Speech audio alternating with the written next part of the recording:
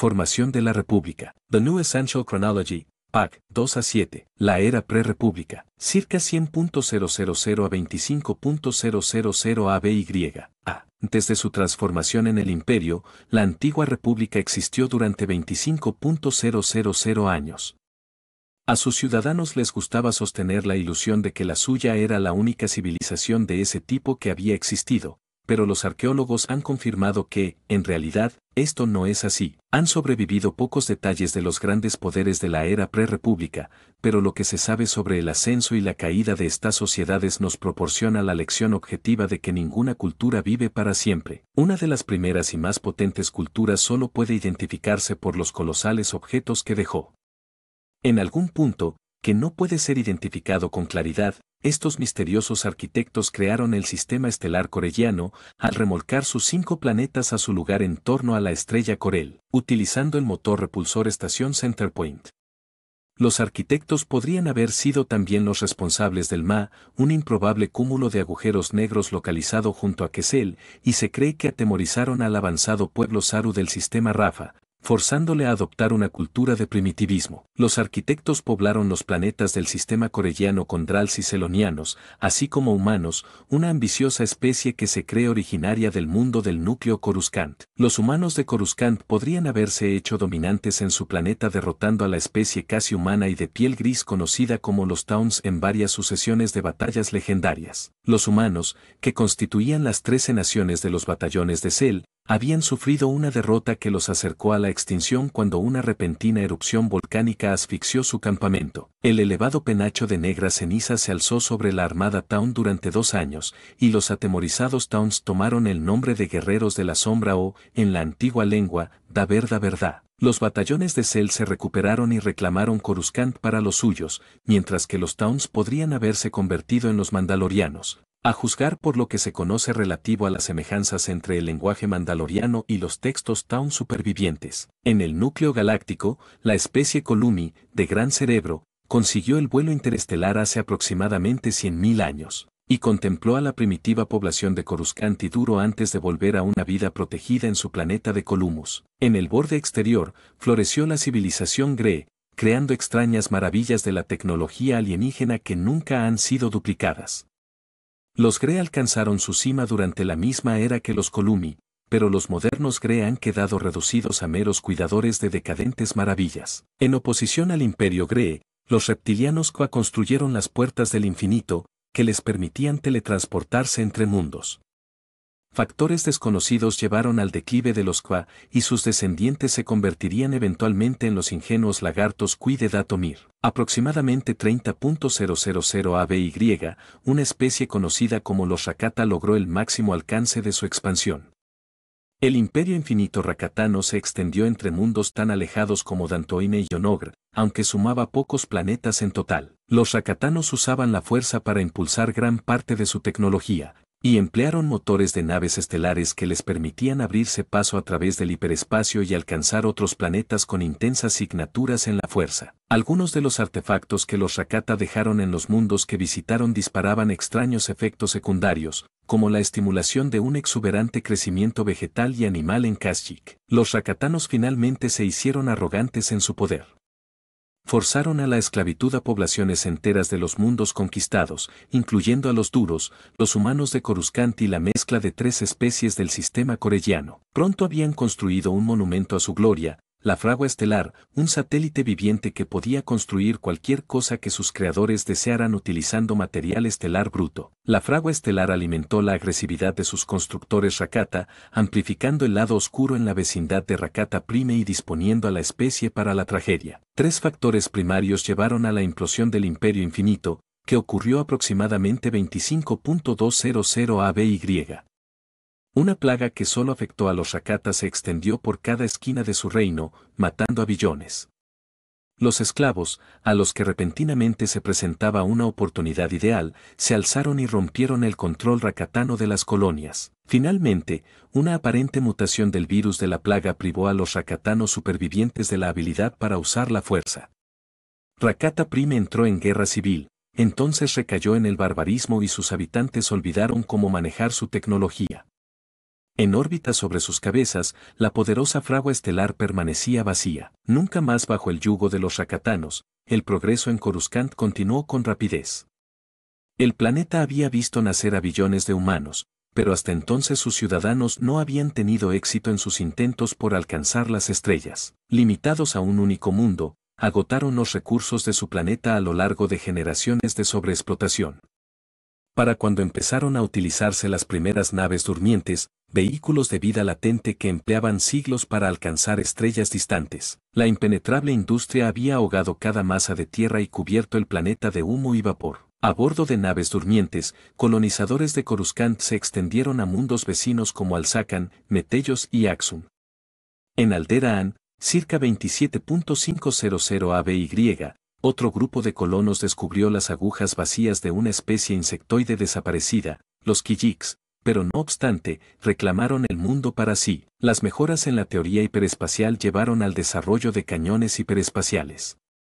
Las naves estelares eran lanzadas al hiperespacio por un cañón y podían entonces inducir un elemento de resistencia y caer de vuelta al espacio real, pero necesitaban un segundo cañón hiperespacial para regresar a su punto de origen. Se desarrolló una red de cañones para unir los mundos del núcleo con la navegante civilización Duros. Su experiencia con los Rakata tuvo un efecto positivo sobre la gente del núcleo. Científicos de Corella y Duro lanzaron investigaciones independientes sobre el hipermotor rakatano. Si podían duplicar la tecnología, el núcleo nunca más consistiría en estancados enclaves separados por la distancia y el gasto. Antes, sin embargo, la galaxia debía enfrentarse a Sim.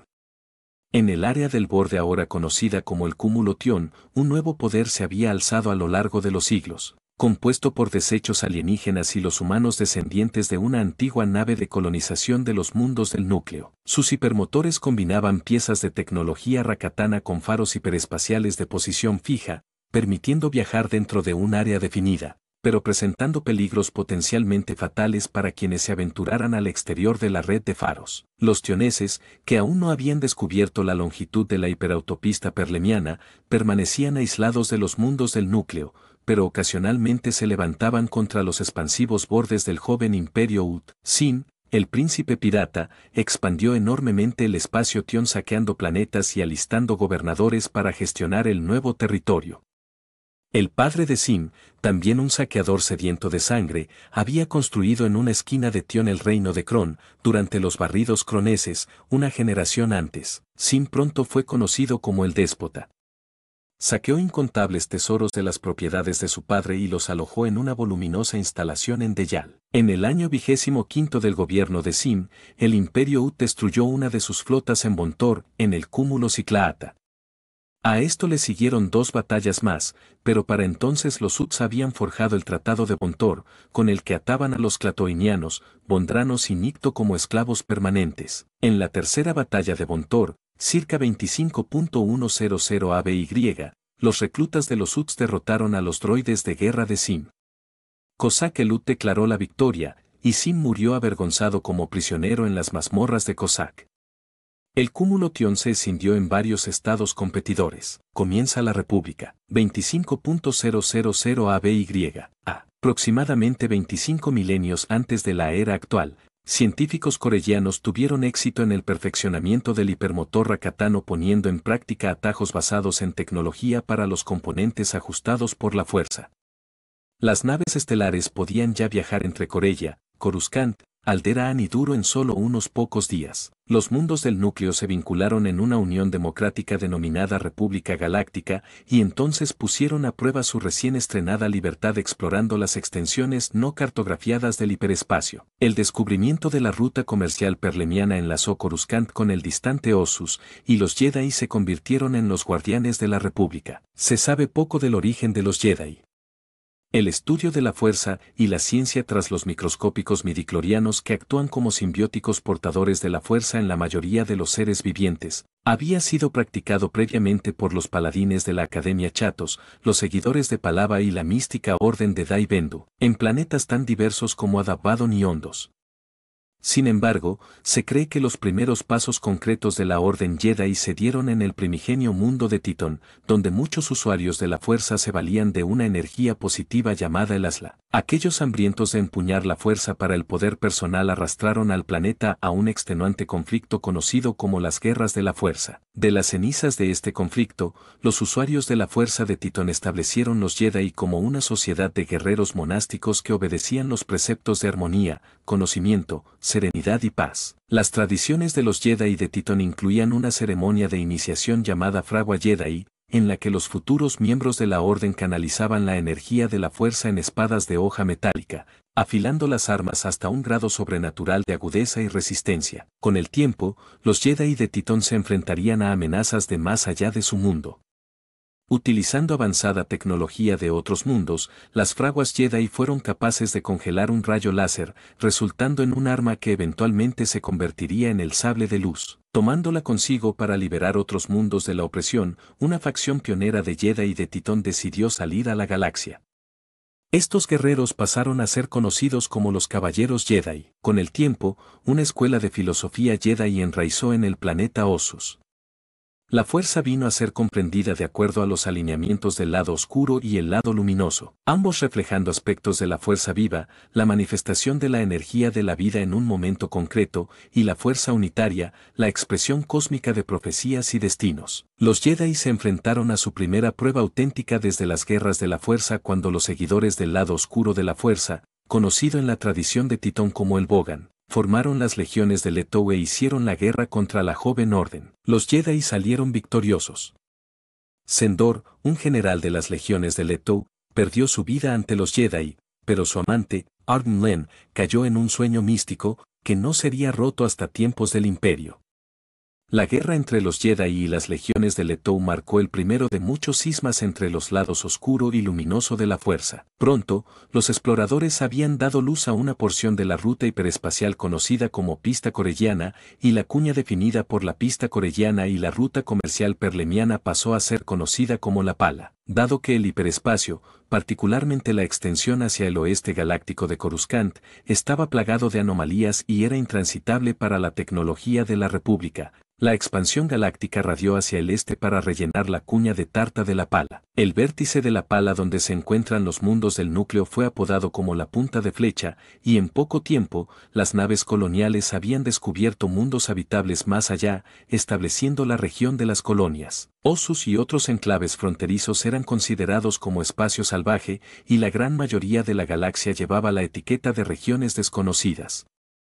Duro estableció un asentamiento en Neimoidia y en otros lugares, mientras los Jedi deliberaban con las delicadas gentes de Kaama sobre el adecuado uso del poder. Mientras la República se filtraba en el núcleo y las colonias, Ossus se convertía en un mundo fortaleza, permaneciendo como un baluarte contra los desmoronados espacios Tion y Uti, previniendo que la Perlemiana se convirtiera en un corredor de invasión. Con sus enemigos a las puertas, la República creció durante un milenio, más rápido de lo que Coruscant hubiera deseado, debido principalmente a los estados independientes que solicitaban la pertenencia en un esfuerzo por protegerse de los Uts. Dolores crecientes. 24.000 a 7.000 ABY. Aproximadamente 24.000 años ABY, estalló la guerra entre la República y el Tion. Las armadas fluyeron arriba y abajo en la Perlemiana, intercambiando ráfagas de bombas de presión sobre las respectivas capitales de Coruscant y de Cervo. La República clamó victoria cuando sus agentes despertaron problemas en el espacio Uti y dirigieron a los furiosos Uts en la dirección de sus antiguos adversarios en el Tion. En un siglo, la mayor parte del cúmulo Tion juró lealtad a Coruscant. Los límites de la República se expandían constantemente a lo largo de los milenios, pero a veces parecían desafiar la lógica, incorporando extraños salientes, bultos asimétricos y solitarios enclaves avanzados rodeados por años luz de espacio sin explorar. Esta era una función del hiperespacio. Rutas claras y estables a través del hiperespacio, conocidas como hiperrutas o hipercaminos, se convirtieron en la piedra angular de los viajes, la comunicación y el comercio, pero sacar a la luz estas rutas era difícil.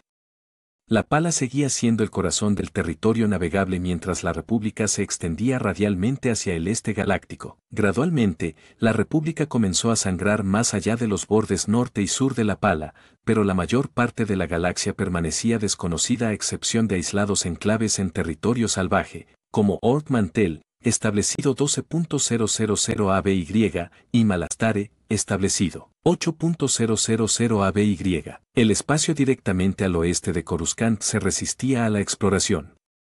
No se descubrieron análogos a la Permeliana o a la pista corelliana en esa dirección, y el avance se limitaba a traicioneros saltos de 1 o 2 años luz en un zarzal de anomalías hiperespaciales. Coruscant, como corazón de la República, llevaba las coordenadas 0-0-0 en los mapas hiperespaciales, donde el primer dígito representaba oeste-este, el segundo norte-sur y el tercero arriba-abajo. Debido a la desequilibrada geografía de la colonización temprana, casi todos los planetas colonizados tenían el primer dígito positivo, lo que consideraban como una marca de orgullo. Aparte de la República, se produjo colonización galáctica entre los exiliados Tau'n, que se establecieron en un mundo que nombraron como Mandalore, en honor a su líder, Mandalore el Primero. Los guerreros de Mandalore masacraron a los gigantescos mitosaurios del planeta, modificando los esqueletos de las criaturas para construir fascinantes ciudades de huesos. El periodo del Gran Manifiesto de la República, 20.000 a 17.000 ABY, marcó un creciente movimiento en los territorios hacia el borde de la Pala, que pasaron a ser conocidos como la región de expansión. El auge de la República colapsó debido a riñas internas, mientras el planeta Alcazan trataba de usurpar a Coruscant como legítima capital galáctica. Ráfagas económicas y políticas en duelo llevaron finalmente a disparos por ambas partes. Aunque sin llegar a la guerra civil, la mayor parte de la lucha ocurrió entre los territorios de Coruscant y Alsacan. En la región de expansión, Alsacan no pudo ser sometida completamente. 17 alzamientos, conocidos colectivamente como los conflictos alsacanos, ocurrirían entre 17.000 y 3.000 ABY. Mientras la República estaba ocupada con el primer conflicto alsacano, los genetistas de Arcania empezaban lo que sería el primero de muchos experimentos sobre poblaciones sensitivas. Tomaron una muestra de un cesto de 6 brazos de su mundo de Troiken y lo convirtieron en una nueva especie, los Kermianos, en otro mundo. En 15.500 ABY, exploradores del borde entraron en contacto con los Duinoguin, una especie conocida comúnmente como dragones estelares. Como no es extraño, los exploradores reaccionaron con miedo ante la visión de criaturas de 50 metros que planeaban a través del espacio emitiendo fuego atómico. Tras un primer encuentro desastroso, cientos de Duinoguin siguieron a las naves exploradoras de vuelta a Coruscant e hicieron la guerra contra la capital. El canciller supremo Fillorean puso fin a la disputa de los Duinoguin forjando una paz con el dragón estelar filósofo Bors Mato. Poco tiempo después, ambos ayudaron a la fundación de la Universidad de Coruscant. Por esta época, los Jedi habían desarrollado sus característicos sables de luz, pero las armas eran inestables y consumían mucha energía. Capaces de funcionar solo durante cortos periodos antes de sobrecalentarse, los sables de luz de esta era a menudo eran simplemente ceremoniales. Durante el periodo Piusdea, 12.000 a 11.000 ABY, la República cayó bajo la influencia de una secta teocrática. A lo largo de varios siglos, el canciller supremo Contis Pex y sus descendientes autorizaron varias cruzadas contra las sectas alienígenas rivales. La tormenta radiactiva provocada profundizó las tensiones entre el núcleo y el borde, que serían explotadas en última instancia durante la era del ascenso del imperio. El periodo Rianitus, 9.000 a 8.000 ABY, es notable por el reinado de 275 años de Blotus Elut, que desafió los tradicionales estereotipos de los Uts convirtiéndose en uno de los más distinguidos personajes que jamás portaron el cargo de canciller.